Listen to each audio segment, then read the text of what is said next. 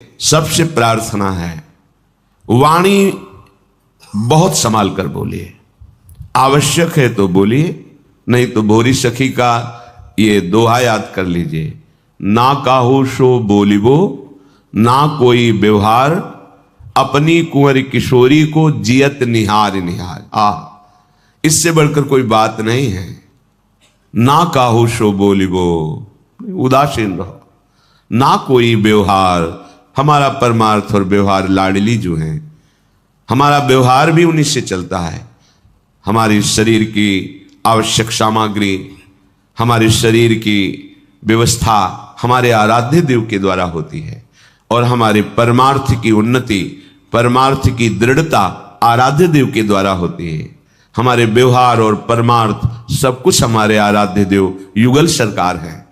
बस फिर हमको किसी से व्यवहार जनित वार्ता क्या करनी, परमार्थ जनित वार्ता तो हमें केवल रसिकों के संग से प्राप्त होगी, जहां हमें लाडली जो मिलेंगी। परमार्थ का विविध स्वरूप है, विविध साधनाएं हैं, उनका विविध फल है, वो सब हमें नहीं चाहिए। हमें प्रिया प्रीतम चाहिए, वो मिलेंगे रसिकों की कृपा से। तो अगर हमें परमार्थ संबंधी वार्ता करनी है तो इष्ट मिले और मन मिले, मिले भजन रस रीति, तहां निशंक होए मिलिए, तासो कीजे प्रीति। बहुत मिले सो संग नहीं। बहुत प्रकार के भक्त जन हैं, बहुत प्रकार की भावना वाले जन हैं। हम बहुतों का संग करेंगे तो हमारे विचार में, हमारे भाव में संक्रामक भाव आ जाएगा। इष्ट प्रियता, इष्ट की आराधन की रस रीति, वो हमें रसिकों से प्राप्त होगी। तो बस प्रेमी रसिकों से संभाषण करना भजन है, अन्य मौन रहना।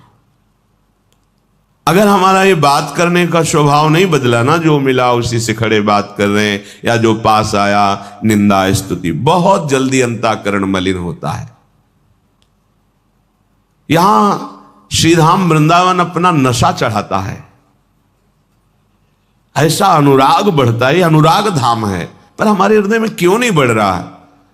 मानते हैं आप शरीर से ऐसे अपराध नहीं करते होंगे, पर वाणी से करते हैं। वाणी को मौन रखिए, ज्यादा बात करने का स्वभाव छोड़िए, आवश्यक बात कीजिए, नहीं तो नाम जप कीजिए। नाम में लोभ जागृत हो जाए, एक एक नाम आपको बहुत कीमती लगने लगे। ये प्रियालाल से प्रार्थना कीजिए कि आपको प्रियालाल के नाम में प्रीति हो जाए। नाम में प्रीति ना होने के कारण हम ग्राम्य वार्ता, लोक वार्ता, विषय वार्ता ये सब करते रहते हैं। क्या हम उपासक हैं? यदि हम ग्राम्य वार्ता करते हैं, लोक वार्ता करते हैं, संसारिक राग द्वेष की वार्ता करते हैं, नहीं, हमारे पास समय नहीं है। रूप छके घूमत रहे, तन को तनिक न भान, ये हमारा मार्ग है। हमारे हृदय में जलन होनी चाहिए। विरह कमंडल कर लिए बैरागी दो नैन, मांगत दरस मधु करी, छके रहत दिन रहन। नेत्र हमारे बैरागी हो गए, अब प्रियालाल की रूप झांकी के सिवा कुछ देखना ही नहीं चाहते। हमारे प्राणों का पोषण जैसे माधुकरी वृत्ति से होता है, तो अब हमारे प्राणों का पोषण प्रियालाल के नाम गुण रूप से होता है। इसे कहते हैं मदगत प्राणा। भगवान कह रहे मत चित्ता मदगत प्राणा बोधयंता परस्परम। मेरे चित्त वाला, मेरे प्राण वाला। अब हमारे प्राणों का पोषण प्रियालाल के यश से होता है। अगर प्रियालाल का यश सुनने को ना मिले, प्रियालाल की बातें सुनने को ना मिले, तो हृदय में पीड़ा होनी चाहिए। बावरो सो रस में फिरे, खोजत नेह की बात, कोई प्रेम बात, कोई प्रियालाल की बात, कोई प्रियालाल के महाभागवतों की बात सुना दे। एक एक इंद्री हमारी आराध्य देव में लगे, ये आप सावधानी से निरीक्षण करते रहिए। आप ही अपने न्यायाधीश हैं। शास्त्र और सदगुरुदेव की वाणी को सामने रखकर अपने आचरण को जांचिए, अपनी इंद्रियों की चेष्टाओं को जांचिए, अपने मन के संकल्प विकल्प को जांचिए, और जहां त्रुटि हो तो नाम बल लेकर के, भगवत चरणों का बल लेकर के उस त्रुटि को त्यागिए। हम इस जीवन में रमने नहीं आए, जीवन मुक्त होने आए हैं।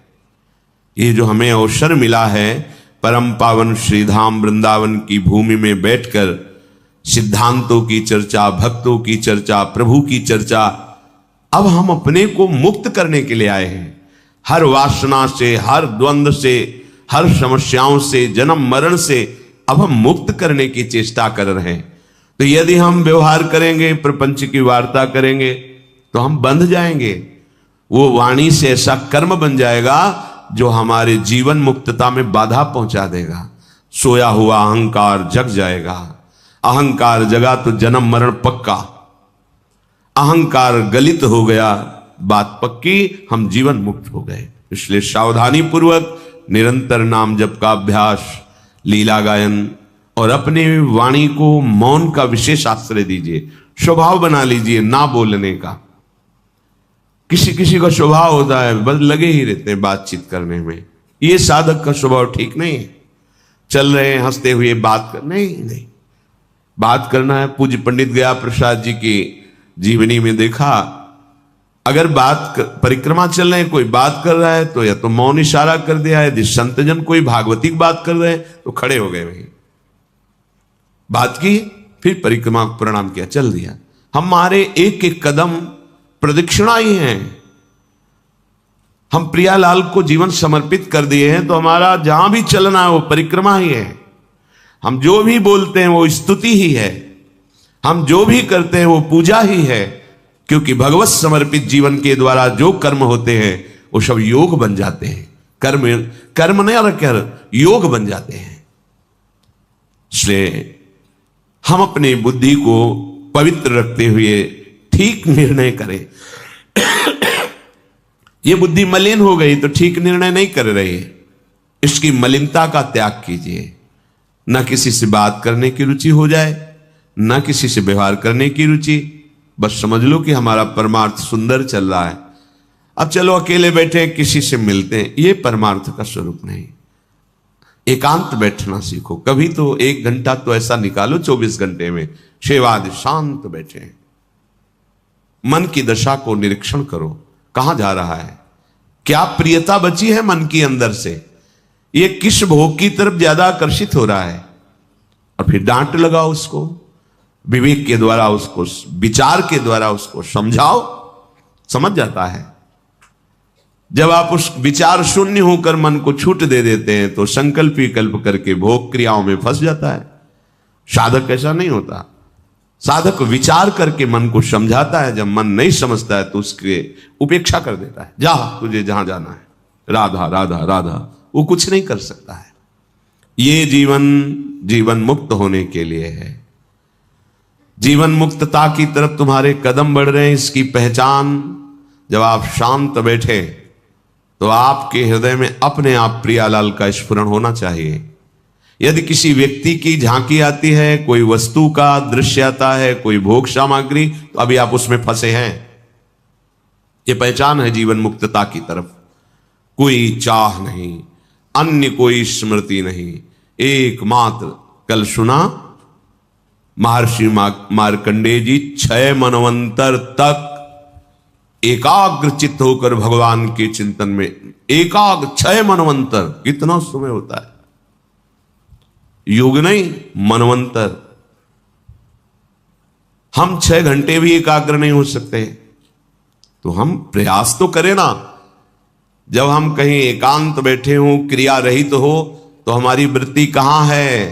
मोबाइल में है, मोबाइल के नंबरों से संपर्क में है, या कोई भोग क्रिया का चिंतन, या कोई भोग सामग्री का चिंतन, या किसी रिश्ते नाते व्यक्ति का चिंतन।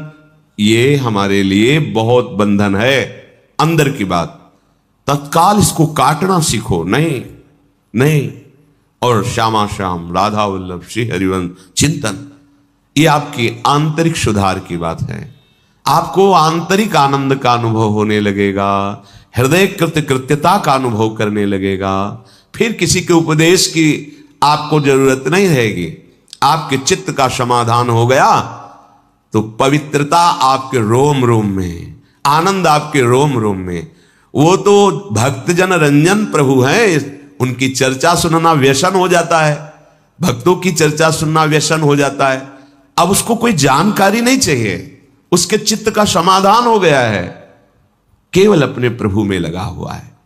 ये बड़े बड़े ऋषि मुनियों, संत महात्माओं और शास्त्रों की सार बात आपको बता रहे हैं। जब आप एकांत बैठे तो यदि आपके एकांत चिंतन में कोई व्यक्ति आ रहा है तो आपका राग है या द्वेष है? कोई वस्तु, कोई व्यक्ति, कोई स्थान, कोई घटना, कोई परिस्थिति, यही मन फेंकता है। अभी आप जीवन मुक्तता की तरफ नहीं है, काटिए उसको, उदासीन होइए, विचार के द्वारा उसको रोकिए, रुक जाता है, शांत हो जाता है मन। जब उसको डांट लगाओ तो शांत हो जाता है। हमारा मन ऐसा निश्चल हो जाए जैसे एकांत में रखा हुआ दीपक, उसकी ज्योति बिना हिले डुले अखंड जलती, ऐसे ही हमारा मन शांत होकर केवल प्रियालाल के नाम में, रूप में डूब रहा है। कैसे उस आनंद का कोई वाणी के द्वारा वर्णन कर सकता है जिसका मन निश्चल होकर प्रभु में लग गया है। चलते हैं महाभागवत पांडवों के पावन चरित्र में। तो ऋषियों ने बताया कि ऐसे मार्कंडेय जी आपको दर्शन देने पधार रहे हैं। युधिष्ठिर जी महाराज बहुत प्रसन्न हुए कि ऐसे महापुरुष का मुझे दर्शन होगा जो भगवान का साक्षात दर्शन किए हैं, बिना इच्छा के भी जिनको गौरी शंकर भगवान साक्षात दर्शन दिए। थोड़ी देर में देखा जैसे कोई कई सूर्य एक साथ उदय हो गए हो, ऐसा प्रकाश दिखाई दिया। उस समय आश्रम पूरा तेज से उद्दीप्त हो गया और पुरातन महर्षि श्री मार्कंडेय जी का ही वो तेज था।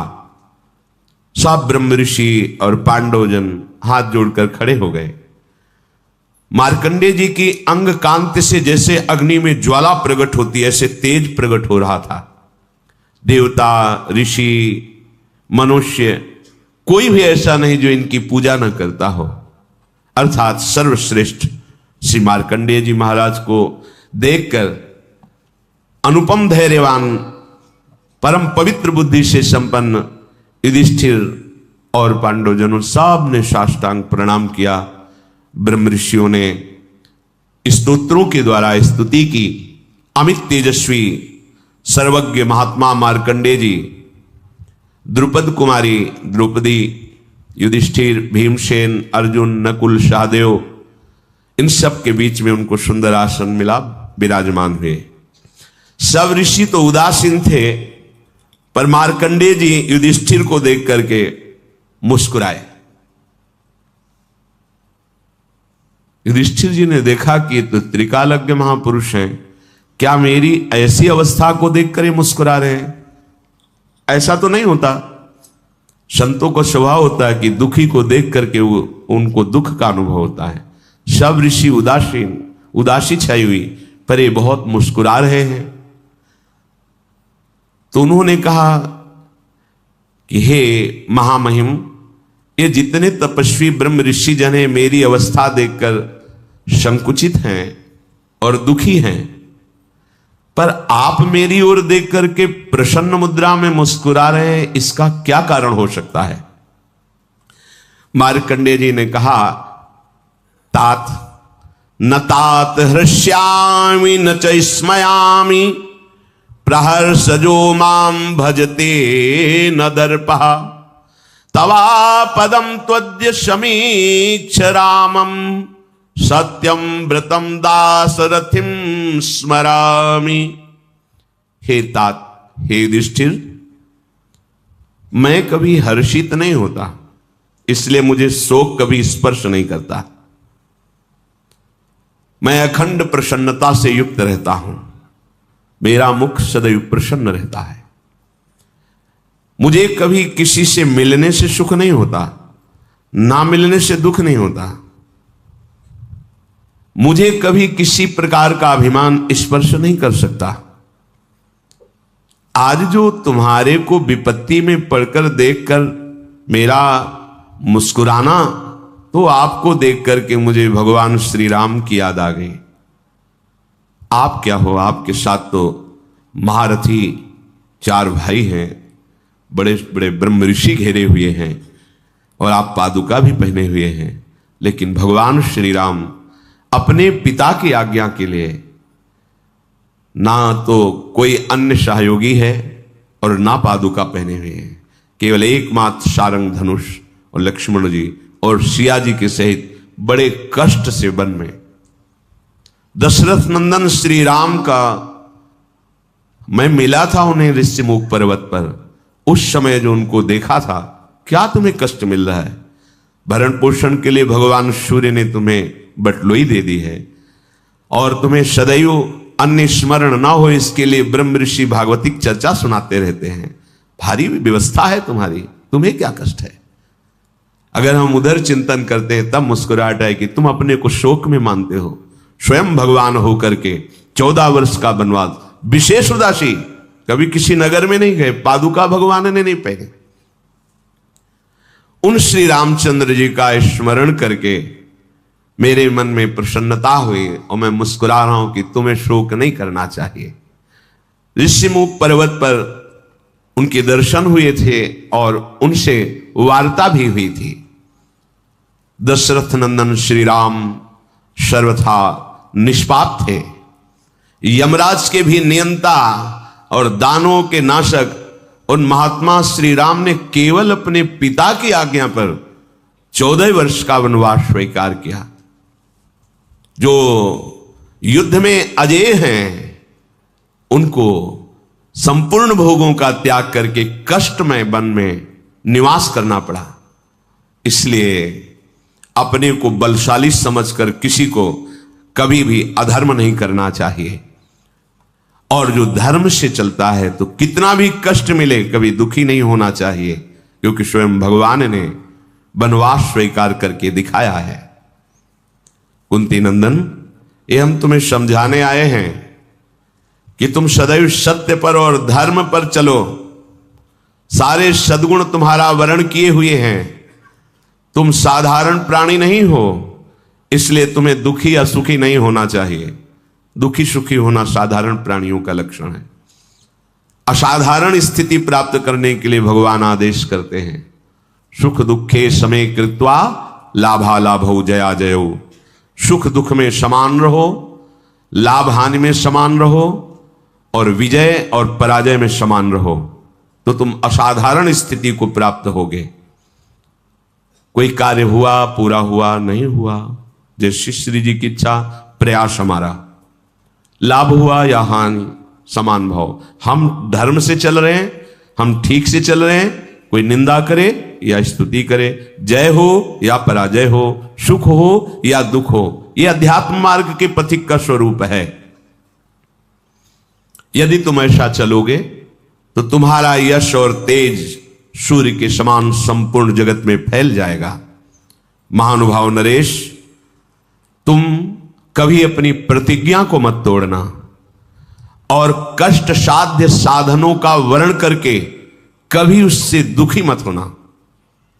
ये देखो भागवतिक मार्ग है, ये चढ़ाई वाला मार्ग है। जब हम इस पे चलते हैं तो कोई सहयोगी नहीं होता।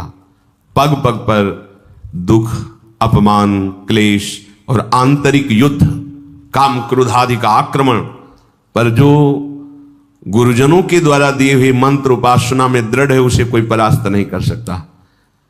अन्यथा फिर सलाह लेने का विचार आता है 4 लोगों से कि भाई बड़ी समस्या, वो तुम्हें निश्चित परमार्थ से विलग कर देंगे। परमार्थ के संबंध की सलाह केवल महापुरुषों से ली जाए, भगवत प्राप्त महापुरुषों से, अन्यथा भ्रमित हो जाओगे, गिर जाओगे परमार्थ से। तो हे नरेश, तुम वनवास की अवधि पूरी करो। मैं देख रहा हूं कौरवों का विनाश होगा, राज्य लक्ष्मी तुम्हारा वर्ण करेगी, क्योंकि जिसके साथ भगवान श्री कृष्ण है वहां विजय ही विजय होती है। महर्षि मार्कंडेय जी ऐसा कह करके और वहां से अंतर्ध्यान हो गए। भगवान के परम प्रेमी भक्तजन जो होते हैं, ये जितने बड़े बड़े महापुरुष होते हैं, ये सब स्वाभाविक आके दर्शन देते हैं। भगवान के दर्शन के पहले महापुरुषों का दर्शन होता है, ये सिद्धांत है।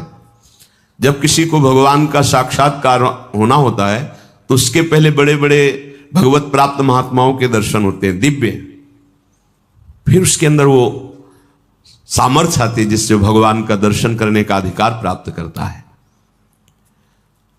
श्री मार्कंडेय जी के चले जाने के बाद ब्रह्म ऋषियों की सभा में चर्चा हुई कि क्रोध बड़ा है या क्षमा। अगर हमारे साथ कोई दुर्व्यवहार करता है तो मुझे क्रोध से विजय प्राप्त करनी चाहिए या क्षमा से। तो उन्होंने कहा कि दोनों अपनी जगह ठीक है, ना तो सदा क्रोध ही करना चाहिए और ना सदा ही कोमल बने रहना चाहिए। विवेक पूर्वक देखना चाहिए कि इस समय आवश्यकता किसकी है, तेज धारण करने की या शांत होकर सहने की। जो इस विवेक को नहीं धारण करता है वो अपने सतमार्ग को खो देता है। अब आपके गुरु निंदा कोई कर रहा है, इष्ट निंदा कर रहा है, धर्म विरुद्ध आपके साथ व्यवहार कर रहा है, एक बार क्षमा करने का अवसर है। पहली बार जिससे मिले हो और वो गलती कर रहा है तो उससे क्षमा कीजिए, एक बार क्षमा, सावधान, अब दोबारा शब्द नहीं, एक बार क्षमा। अगर दोबारा तो आप में सामर्थ्य हो तो जबान बंद कीजिए, नहीं कान बंद कीजिए और वहां से निकल जाइए। दंड देने की सामर्थ्य अपने लोगों में नहीं है, क्योंकि ईश्वर दंडधारी है, हम उनके दास हैं, वो देख लेंगे। अपने को हट जाना चाहिए। उस सभा में, जिस सभा में अधर्म बर्ताव हो रहा है, यदि आप बैठे रहे तो उसी अधर्म के आप भी भागी बनेंगे।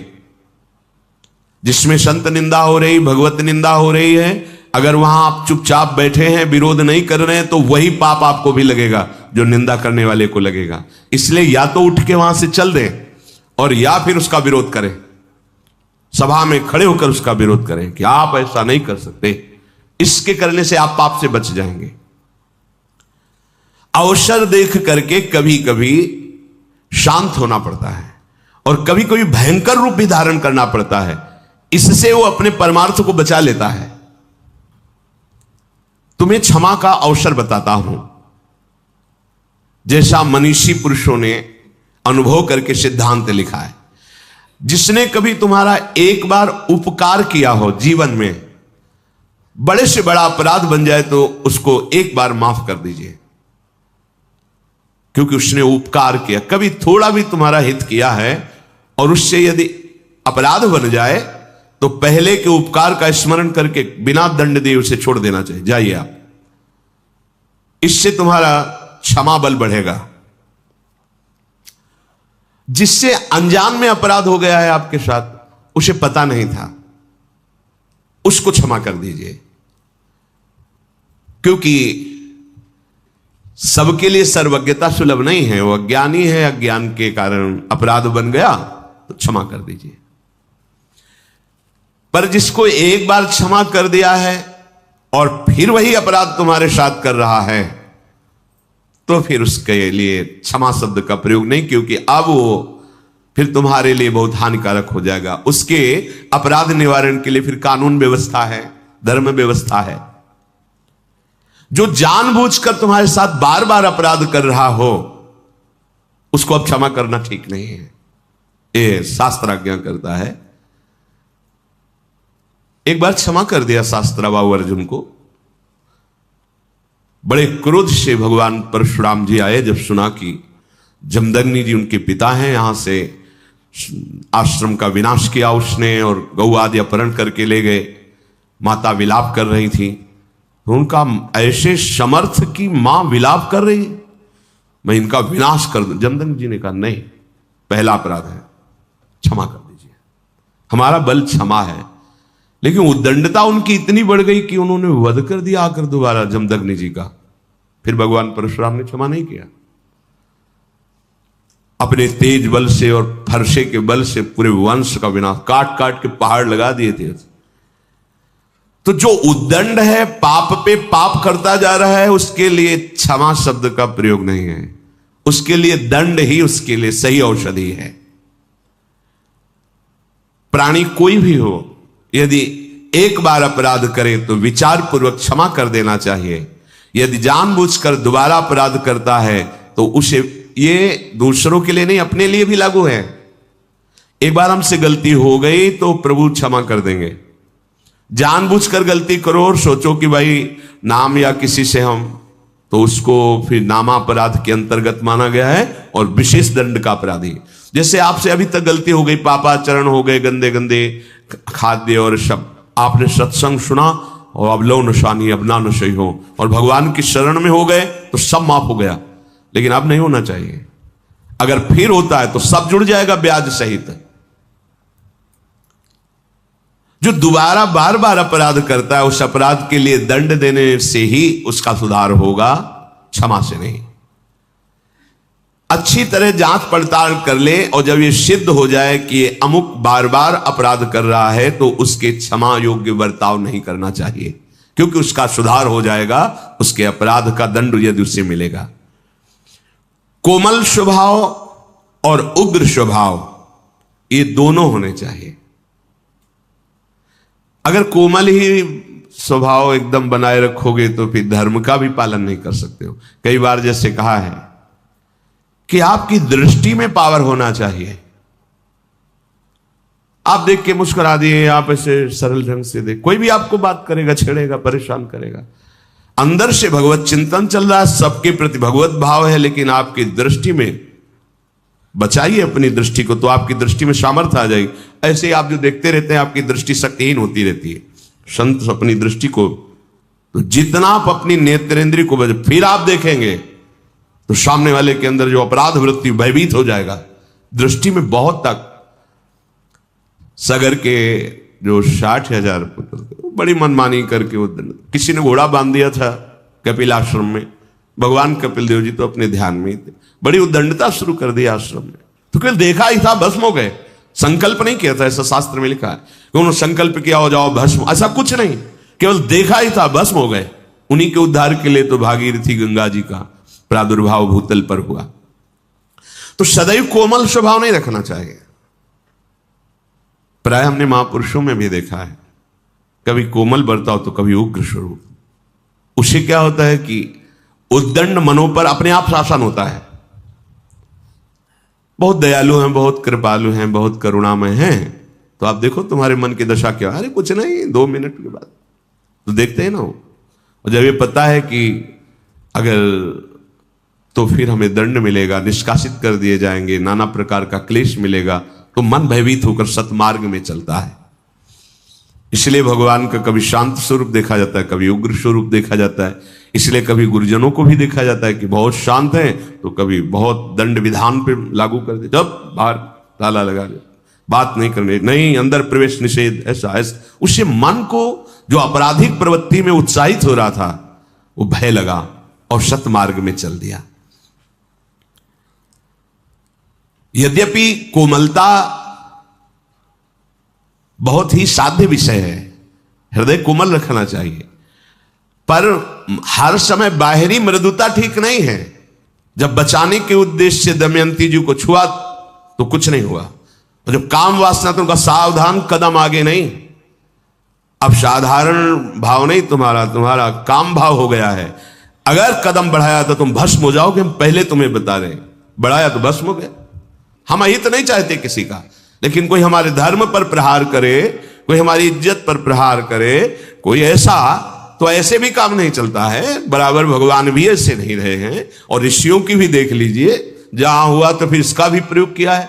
कहीं तेज की जरूरत होती है, कहीं क्षमा की जरूरत होती है। हर समय क्षमा ही क्षमा नहीं, और हर समय तेज ही तेज नहीं। क्षमा भी बल है और तेज भी बल है, और वही बलवान है जो भजन बल से युक्त है। जितना तुम में नाम है, हाँ देखा है, नाम का प्रभाव देखा है, भजन का बल देखा है। इसलिए देश काल और परिस्थिति का विचार करके कि इस समय हमें तेज का प्रयोग करना है या मृदुता का प्रयोग करना है, दोनों। अब कोई हमारे गुरुजनों पर प्रहार कर रहा है, कोई आक्षेप कर रहा है, कोई गाली दे रहा है, हमारे भगवान है, नहीं भगवान नहीं हो। अब पुष्प से पूजा नहीं होगी तुम्हारी। जिनके लिए प्राण समर्पित, अगर एक भी शब्द, तो ये प्राण हम समर्पित कर सकते हैं, लेकिन एक भी शब्द नहीं सुन सकते। ये तेज भागवती को होगा। सर्वम खलमिदम ब्रह्म की सिद्धि किए हुए महापुरुष की बात करें। एक भैरव सिद्ध करने वाला कपाली तांत्रिक भगवान शंकराचार्य जी के पास आया और कहा, महाराज आपके लिए देह तो मिथ्या है, कहा परम सत्य, तो फिर आपकी गर्दन उतार ले जाए, हमारे सिद्ध काम में आएगी। आप जैसे ब्रह्म ऋषि की अगर परम पवित्र खोपड़ी से जो हम करेंगे तो भैरव सिद्ध हो जाएगा। बोले हाँ, हमें कोई परेशानी, आप उतार सकते हो, पर अभी उतारोगे तो बहुत से शिष्य हैं, बाधा पहुंचा देंगे। प्रातः 4 बजे ब्रह्म मुहूर्त में आना, हम इस पीपल के नीचे ध्यानस्थ होंगे और तुम गर्दन उतार ले जाना। सत्य बोले, कोई ऐसा नहीं कि कोई प्लानिंग, कुछ नहीं, ब्रह्मस्वरूप। जैसे दधीचि ऋषि से देवताओं ने प्रार्थना की कि आपकी अस्त्रियों से जो अस्त्र बनेगा उससे वृत्तासुर मारा जा सकता, अन्यथा नहीं। शांत हो गए, अपने प्राणों को ब्रह्म में स्थित करके छोड़ दिया शरीर को। उनके परम पावन दिव्य तपोमयी अस्थियों से वज्रादि बड़े अस्त्र बने जो अमोघ अस्त्र कहे गए। तो प्रातः 4 बजे वो कपाली भगवान शंकराचार्य जी की गर्दन उतारने के लिए जब आश्रम में प्रवेश हुआ तो स्वामी नरसिंहाश्रम जी ब्रह्मबोध सर्वम खलमिदम ब्रह्म, इसकी सिद्धि प्राप्त किए हुए महापुरुष गंगा से हुंकार मारी और दौड़ पड़े और गुरुदेव के नजदीक नहीं पहुंचा, उठाकर पटक दिया, फाड़ दिया, जैसे नरसिंह भगवान ने हिरण्यकश्यप को फाड़ दिया उसको। हर समय क्षमा की जरूरत नहीं है, हर समय तेज की भी जरूरत नहीं, अत्यंत आवश्यक है। जहां धर्म जा रहा हो वहां प्राण जाना श्रेष्ठ है, धर्म जाना नहीं। जहां हमारे पूज्य आराध्य देव गुरुदेव का कहीं कोई किसी भी तरह से, वहां हमारे प्राण समर्पित होना परम धर्म होगा, ना कि वहां क्षमा।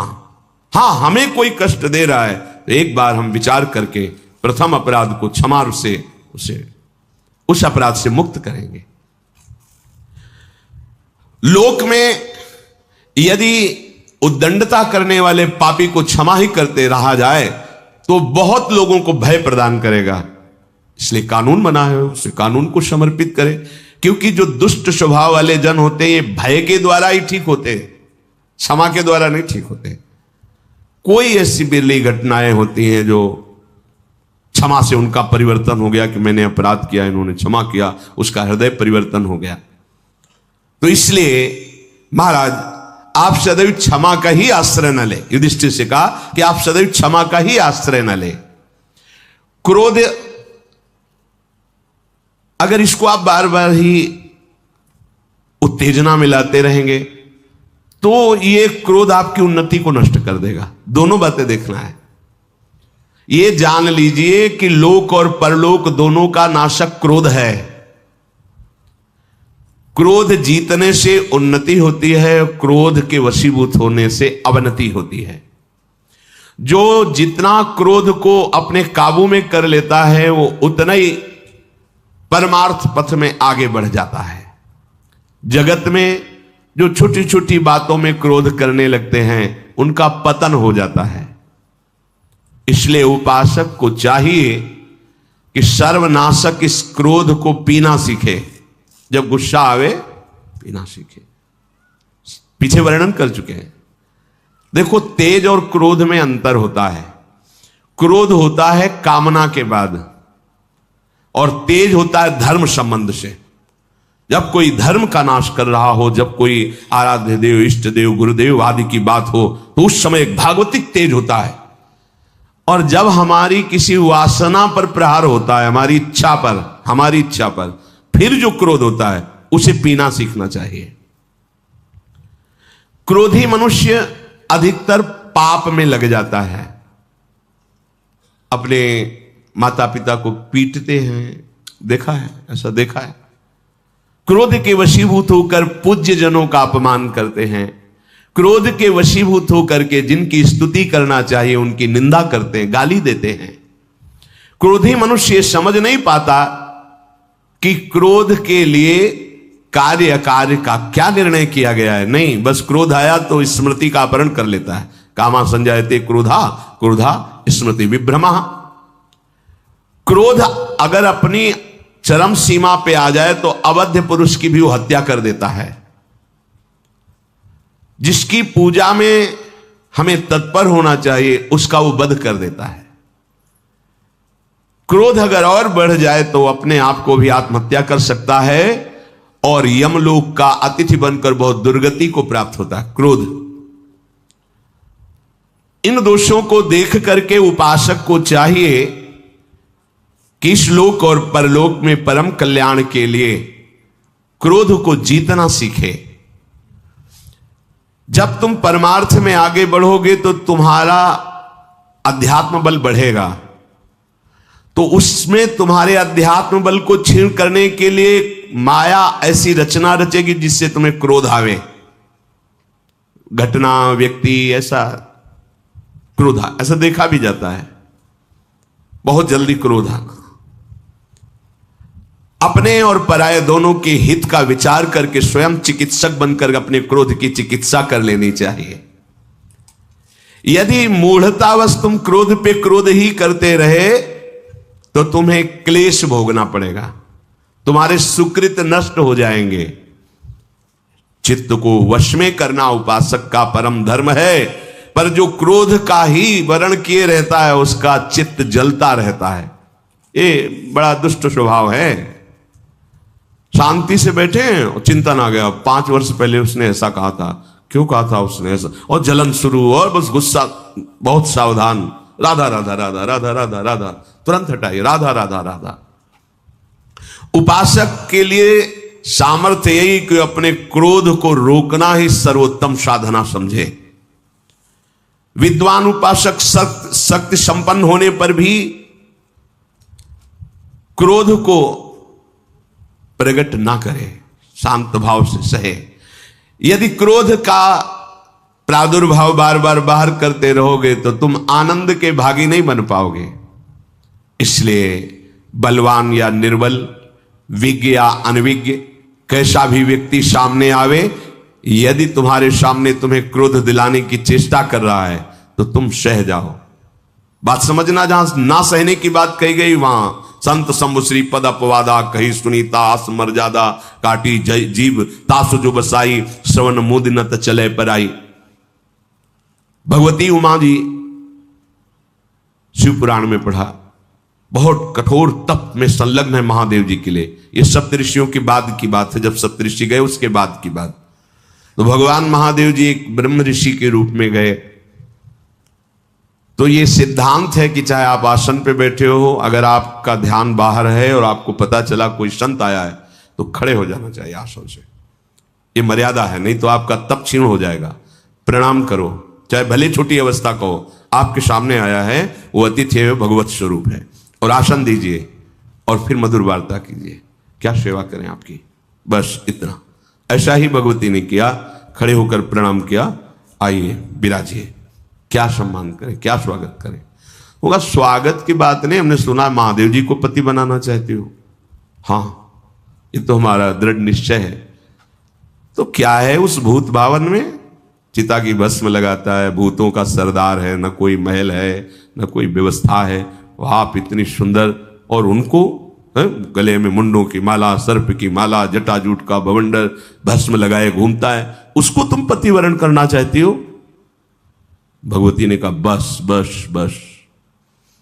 यदि आपको आतिथ्य रूप में स्वीकार ना किया होता तो पहली दृष्टि में ही तुम्हें भस्म कर देती। तुमने हमारे प्रीतम की निंदा की, बस। अब अगर एक भी शब्द आप बोले तो आप परिणाम समझ सकते हैं। पर वो काय को रुके, भगवान शिव थे। फिर शुरू कर, भगवती ने कहा कि हमारे पिता हिमालय भी ब्रह्म ऋषियों का सम्मान करते हैं और हिमालय के आश्रय में ही रहकर वो सिद्धि प्राप्त करते हैं। इसलिए मेरा विचार हुआ कि जिसका आदर करना चाहिए उसको तो भस्म नहीं करेंगे, पर इन कानों ने शिव निंदा सुनी है, इसलिए मैं अपने शरीर को अभी भस्म कर।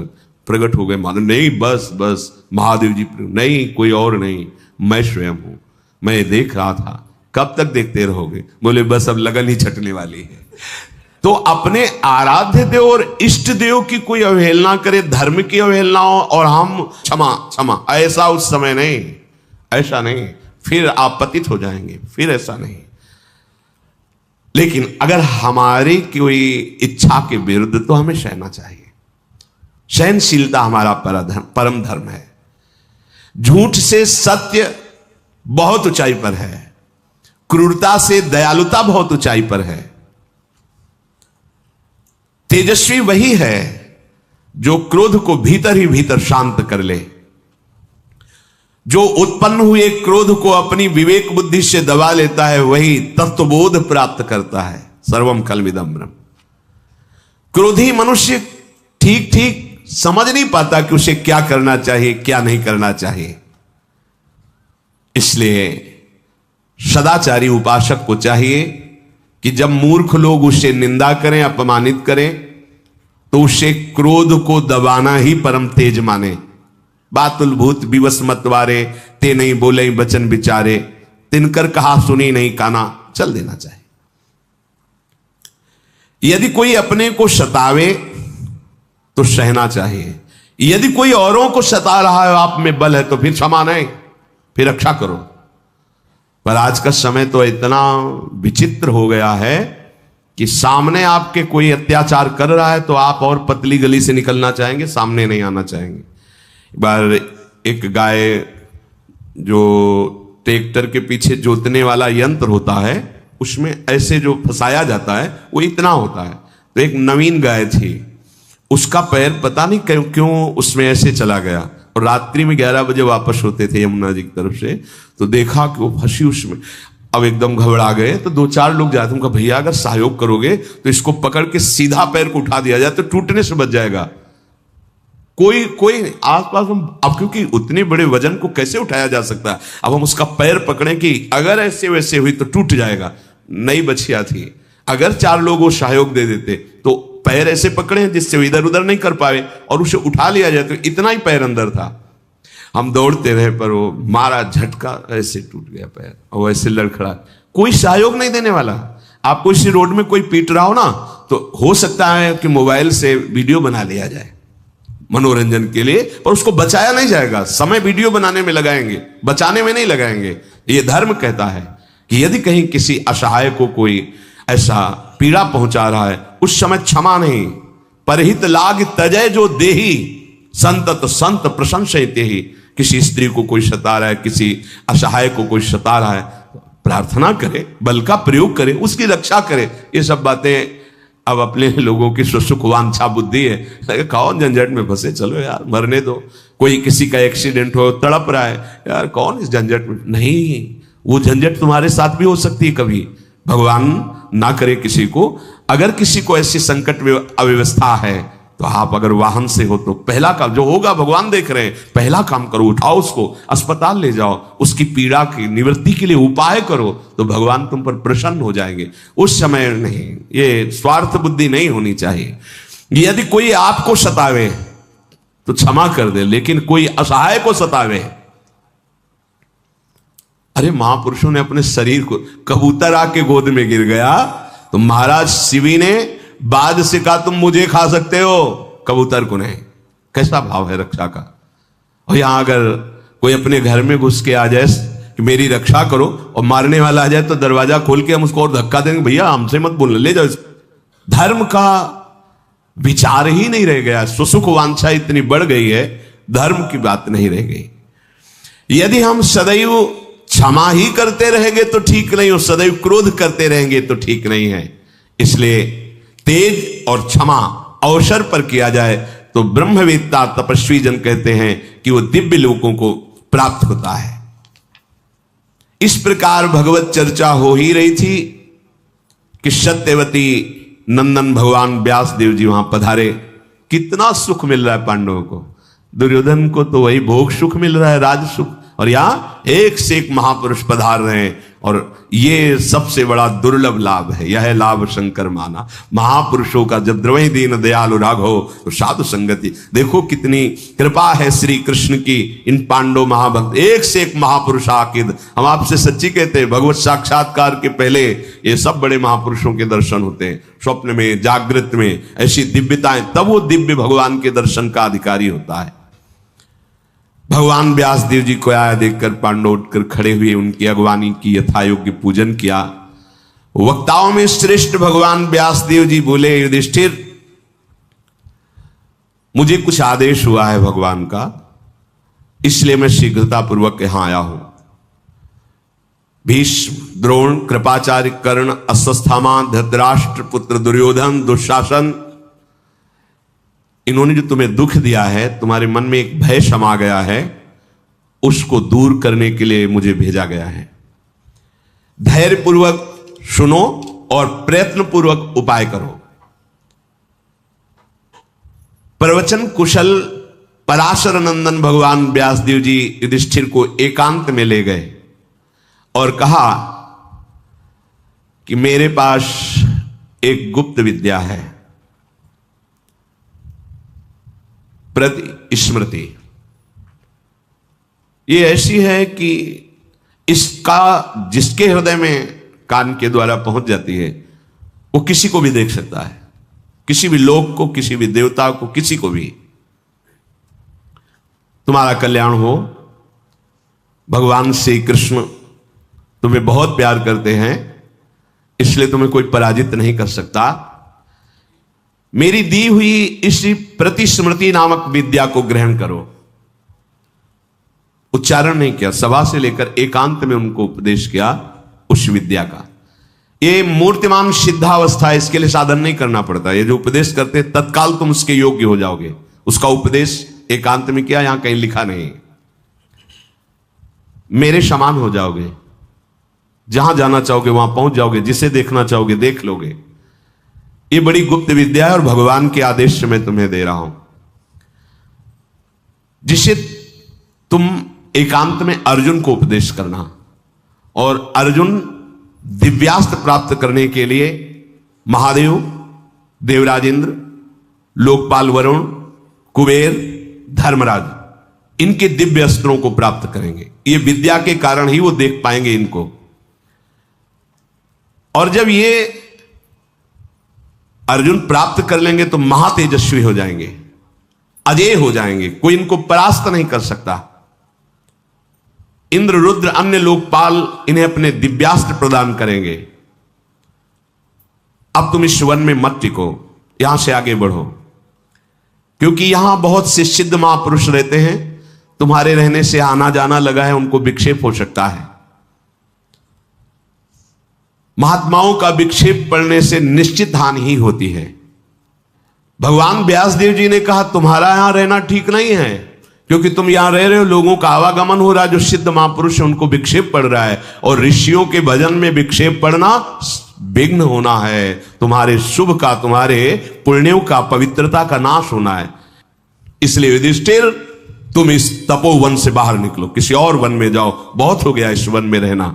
ऐसा कहकर त्रिकालदर्शी सर्वशक्तिशाली भगवान व्यासदेव जी ने धर्मराज युधिष्ठिर से कहा स्नान करके आओ, आचमन करो, आसन पर बैठो, और फिर उस अत्युत्तम विद्या प्रति स्मृति नाम की विद्या दी। और कहा ये इसलिए दे रहा हूं कि आप अर्जुन को उपदेश कीजिएगा एकांत में। और अंतर्धान हो गए। मेधावी संयत चित्त युधिष्ठिर ने उस विद्या को मन में धारण करके निरंतर स्मरण किया। समय प्रतिपल उसी विद्या की स्मृति में व्यास जी की आज्ञा से उस वन को प्रणाम करके, वहां के ऋषियों को प्रणाम करके, उनसे आज्ञा लेकर युधिष्ठिर जी ने कहा अगर हमसे कभी कोई भूल चूक हो गई, त्रुटि हो गई हो, आप लोगों के भजन में कोई विक्षेप लगा हो तो मुझे क्षमा कीजिए। सब ब्रह्म ऋषियों ने कहा आपके द्वारा कभी विक्षेप हो सकता है, आप जहां भी जाएं सुखी रहें और विजयी हों। युधिष्ठिर जी तपस्वी ब्राह्मण और अपने भाइयों के साथ वहां से विदा हुए। काम्यक वन में आगे जाकर फिर वहां निवास किया। कुछ काल के अनंतर धर्मराज युधिष्ठिर जी को व्यास जी का स्मरण आया, तो उन्होंने अर्जुन को एकांत में बुलाया। कुछ समय तक स्वयं उस प्रतिस्मृति विद्या का अनुष्ठान करके अनुभव किया। फिर एकांत में कहा भगवान व्यासदेव जी ने आपके लिए आदेश किया है, शत्रुओं का दमन करने वाले अर्जुन जाओ पवित्र होकर आओ। अर्जुन का हाथ अपने हाथ में लिया और कहा कि जो प्रतिस्मृति विद्या दे रहे हैं इसमें आप किसी को भी देख सकते हैं, देवताओं को, ब्रह्म को, मनुष्य को, किसी को भी, जिसको चाहोगे उसको तुम देख पाओगे। जहां स्मरण करोगे तुम उसके दर्शन कर सकते हो, जहां जाना चाहोगे वहां जा सकते हो। सारी कलाएं इसमें छुपी हुई हैं इस विद्या में, इसलिए इस विद्या को स्वीकार करो। जाओ इस विद्या को ग्रहण करके दिव्यास्त्रों की प्राप्ति करो, ऐसा भगवान व्यासदेव जी ने आपके लिए आदेश किया है। आज ये सारी पृथ्वी दुर्योधन के हाथ में हो चुकी है और वो मनमानी आचरण करने वाला है, इसलिए सारी प्रजा दुख में ही है। जो मनमानी आचरण करने वाला होता है उससे किसी को सुख नहीं मिलता, माता पिता भाई बंधु किसी को सुख नहीं मिलता। श्री कृष्ण द्वैपायन भगवान व्यासदेव जी ने जो आदेश किया है उसका विधिवत जाप करना। जैसे जैसे जाप बढ़ेगा वैसे वैसे वस्तु तत्व स्पष्ट दिखाई देगी। ऐसे ही ये मंत्र हैं, जैसे जैसे आप तो वैसे ही सामने प्रिया प्रीतम की झांकी आने लगेगी, वैसे ही भावना में ये जितने पद चतुरासी जी के साक्षात्कार होता है इन पदों का, एक एक पंक्ति एक एक लीला सामने। इस मंत्र विद्या का एकाग्रचित होकर के तुम साधना करो, जिसकी चाह करोगे वही देवता तुम्हारे सामने उपस्थित हो जाएगा। धनुष कवच खड्ग ये लो, मौन का अवलंबन रखना आदेश हो रहा है। देखो साधु व्रते स्थिता, साधु व्रत कहते हैं मौन को। मौन का अवलंबन रखना और इधर से उत्तर दिशा की तरफ जाना। वहां इंद्रकील पर्वत है, वहां भगवान इंद्रदेव का सानिध्य रहता है, उनसे दिव्यास्त्रों का तुम्हें ज्ञान प्राप्त होगा और भगवान इंद्र तुम्हें अपने दिव्यास्त्र जरूर प्रदान करेंगे, क्योंकि भगवान व्यासदेव जी ने ऐसा कहा है। और दिव्यास्त्र जब तुम्हें मिले तो जो देवता दे उसकी जैसी आज्ञा हो उसी के अनुसार प्रयोग करने का, जो प्रयोग करना, उसको अंतर ध्यान करा देना, शांत करना, ये पद्धति एकाग्रता पूर्वक सीखना। ऐसा कहकर धर्मराज युधिष्ठिर जी ने मन वाणी से संयम रखने वाले अर्जुन को प्रतिस्मृति विद्या का दान किया। अर्जुन ने परम गुरु स्वरूप अपने भाई को प्रणाम किया और कहा वैसे ही मैं आपके अधीन हूं, पर इस विद्या के कारण आप हमारे परम गुरु स्वरूप, मैं सदैव आपकी आज्ञा में रहूंगा। धनंजय ने तत्काल अग्नि देवता में आहुति दी, ब्राह्मणों को प्रणाम किया और गांडीव धनुष, दो महान अक्षय तुड़ीर, कवच और अस्त्र तलवार धारण की और आकाश की तरफ देखकर लंबी सांस ली कि आज ऐसा अवसर आ रहा है कि अपने प्रिय भाइयों का त्याग करके हमें तप के लिए जाना है। कुंती नंदन अर्जुन को इस तरह जाते देखकर सिद्ध, ब्रह्म ऋषि और अदृश्य संतों ने आशीर्वाद दिया, हे कुंती कुमार, तुम सत्य और धर्म पर चलने वाले हो, तुम जो जो इच्छा करोगे तुम्हें वो सब प्राप्त हो, ऐसा मैं आशीष देता हूं। आशीर्वाद मांगा नहीं जाता, जब धर्म से चलोगे तो सब संतों की कृपा आपका वरण कर लेगी। अब आप करो मनमानी आचरण, गंदे आचरण और जाओ संतों से कहो हमारे ऊपर कृपा कर दो, तो कृपा करने से थोड़ी होता, वो तो होती है, कृपा होती है, अहेतुकी होती कृपा। जाओ कुंती पुत्र, तुम अपना अभीष्ट साधन करो, तुम्हें अवश्य विजय प्राप्त होगी।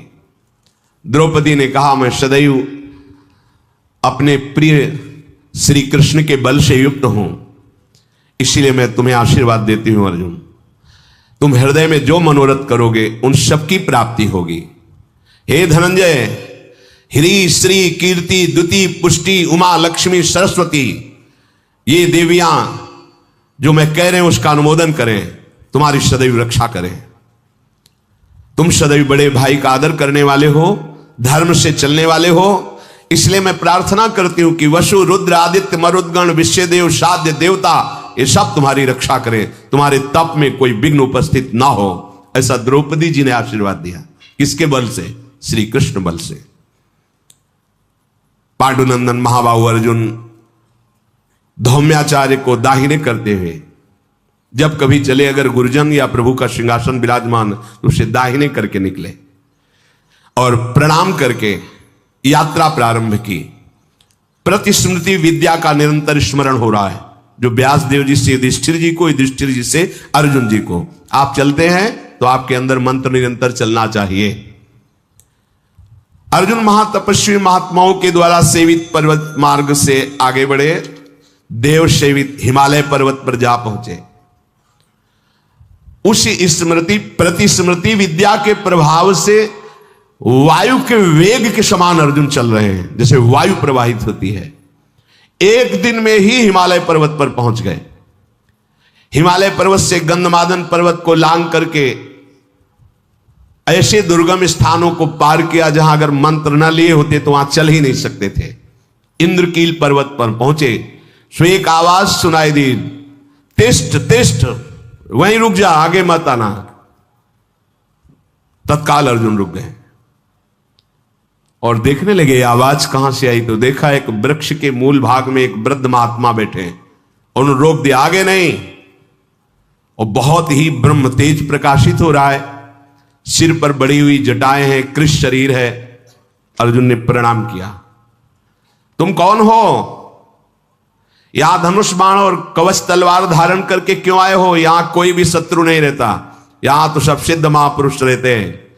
इन अस्त्र शस्त्रों की कोई आवश्यकता नहीं, यहां तो शांत ब्रह्म ऋषियों का स्थान है, आगे मत जाओ। अरे ये युद्ध भूमि थोड़ी है जो तुम वीर बन करके यहां आ रहे हो। फेंक दो ये धनुष, तरकस फेंक दो। अब तुम उत्तम गति को प्राप्त हो गए हो, जाओ जिस लोक को चाहोगे उस लोक का सुख भोगो। अर्जुन ने कहा कि नहीं ब्रह्मर्षि, यह साधारण धनुष नहीं, गांडीव धनुष है। यह साधारण तरकस नहीं, अक्षय तरकस है। और मैं किसी लोक सुख के लिए नहीं आया हूं, दिव्यास्त्र सीखने के लिए आया हूं। आपके बार बार कहने पर भी मैं ये वीर वेश या गांडीव धनुष त्याग नहीं सकता। तो हंसते हुए कहा, अच्छा तुम्हें किसी लोक के सुख की आवश्यकता नहीं? नहीं तो भला हो तुम्हारा, मैं कोई ब्रह्म ऋषि नहीं हूं, मैं देवराज इंद्र हूं। प्रकट हो गए। मैं देखना चाहता था कि किसी लोगों के सुख की आकांक्षा तो नहीं तुम्हारे अंदर। अर्जुन शास्त्र नेत्रधारी भगवान इंद्र को देखकर प्रणाम किया और कहा, प्रभु मैं आपके लिए ही तो आ रहा हूं, आपसे संपूर्ण दिव्यास्त्रों का ज्ञान प्राप्त करना चाहता हूं। मेरा मनोरथ पूर्ण हुआ, आप मिल गए। देवराज इंद्र ने कहा, नहीं नहीं, जब तक देवाधिदेव भगवान शंकर का तुम साक्षात्कार नहीं कर लेते तब तक मैं तुम्हें दिव्यास्त्र नहीं दे सकता। भगवान देव देवेश्वर जे भी प्रसन्न होंगे, तुम्हारे लिए कुछ अदेय नहीं रह जाएगा, हम सब कुछ दे देंगे जो चाहोगे। विश्ववंदित अर्जुन ने ऐसे वचन कहे, तुम्हें त्रिनेत्रधारी भगवान शंकर भूत भावन महादेव जी का तप के द्वारा आराधन करके प्रसन्न करना होगा, और जब वो अपना पाशुपतास्त्र दे देंगे फिर तुम्हारे लिए कुछ अदेय नहीं है। अर्जुन से ऐसा कह करके भगवान देवराज इंद्र अंतर्ध्यान हो गए। अब भगवान शंकर की आराधना के लिए उन्होंने मन में विचार किया कि देवाधिदेव कैसे प्रसन्न हो सकते हैं। इधर धृतराष्ट्र को गुप्तचरों से सूचना मिली कि भगवान व्यासदेव जी ने कोई अद्भुत विद्या दे दी है, उसके बल से दिव्य स्थान में अर्जुन गए हैं और दिव्यास्त्र प्राप्त करेंगे। जटाजूटधारी भगवान शंकर को प्रसन्न करने की चेष्टा में अर्जुन लगे हैं। अगर उनको सब अस्त्र प्राप्त हो गए तो लोकपालों की भी ताकत नहीं कि उन पर विजय प्राप्त कर सके। धृतराष्ट्र जी का हृदय कांप गया, बहुत दुखी हुए और उन्होंने कहा कि हां, हमें सामने ही मैत्री जी ने शाप दिया था इस दुर्योधन को। हमें लगता है 13वां वर्ष आने के पहले ही सर्वनाश हमारे परिवार का हो जाएगा। वो द्रौपदी के अपमान को नहीं सह सकते पांडवजन। ये कर्ण भी ऐसी कठोर बातें कह दी है, पांडव इसे भी क्षमा नहीं करेंगे। जब भीमसेन, यदुकुल तिलक, वासुदेव श्री कृष्ण का साथ लेकर युद्ध में उतरेंगे, मुझे लगता है शकुनी, दुर्योधन, कर्ण, दुशासन सब मारे जाएंगे। क्या हो सकता है, मेरे पुत्र कैसे जीवित रहे, ऐसे विचार में धृतराष्ट्र जी और कैसे भगवान महादेव प्रसन्न हो, ऐसी चेष्टा में अर्जुन जी शेष चर्चा आगे। श्री राधा वल्लभ लाल की।